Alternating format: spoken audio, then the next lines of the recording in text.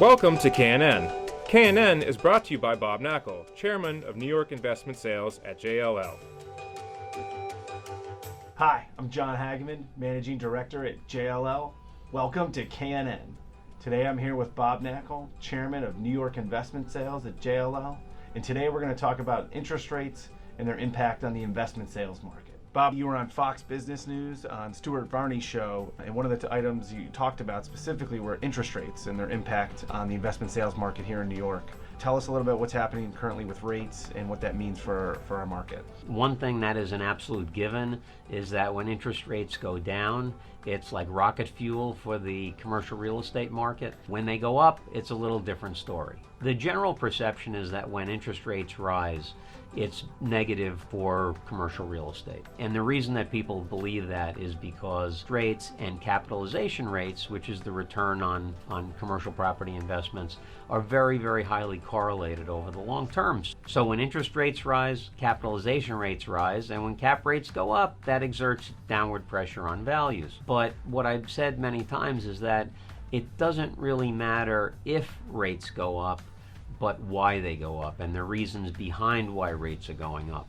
So if we look at the increases in rates we've had now, they're rising for good reasons, not negative reasons. If rates were rising because of unexpected inflation or because of stagnation in the economy or because the U.S. can't sell bonds anymore, or any of the reasons that are associated with negative externalities, that's very, very negative for real estate, because then net incomes are going to stay flat, interest rates rise, cap rates rise, exerts downward pressure on values, and you have property values falling. But now we're in an economy that has very, very tangible traction, and that's a good thing. With that being said, expand upon that of what's happening in the overall economy and what that means for our market. Yeah, well, the economic activity, Hags, in the broader market is excellent. If you look at key metrics that tell us how we're doing, we see that GDP growth is fantastic. GDP growth is higher than it's been in a decade. We have, with that, job creation that has been excellent. We have wage growth, which is good for disposable income, which affects consumer spending. Consumer spending impacts GDP growth. In addition to the consumer spending, we have confidence at a cyclical peak now. So the combination of those factors is a very positive thing for commercial real estate. Bob, two of the things you talk about in your articles are consumer spending and consumer confidence. There's a third aspect of that you mention frequently. Tell the viewers about that. Well, it's called the expectation index, and it's part of the suite of metrics that the government looks at to try to get a sense of where things are going. And the expectation index is also at an all-time high now. So a combination of all these factors is leading to tangible traction in the economy. So the Fed is raising rates because rates should be higher than they are. But if we look at a 50-year average of the 10-year, it's about 5.5%. And of course, that had the big spike in 1980 when it was up over 18. But if we just look at the past 20 years, going back to 1998, the average is about 4.26%. So we're still below average.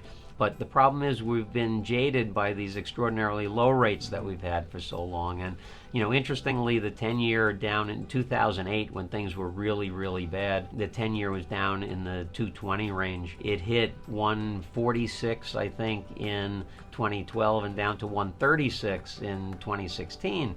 So we've had these very, very low rates. That's been helpful to the commercial real estate industry. And now they're going up a little bit, and that's a concern for a lot of people in the industry. So, Bob, have these increases been significantly impactful on our market? Not significantly impactful yet, I would say, Hags. And that's because the Fed, both Chairman Yellen, when she was chairman, and Chairman Powell, they've both done a very good job of being transparent about these increases.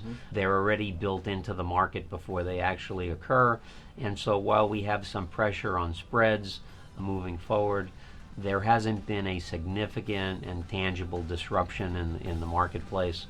And I think that while it's positive that rates do increase, I think the extent to which they increase and the pace at which they increase is very impactful. But so far, we've been okay, and I think for the good of the broader economy, rates should be a little higher.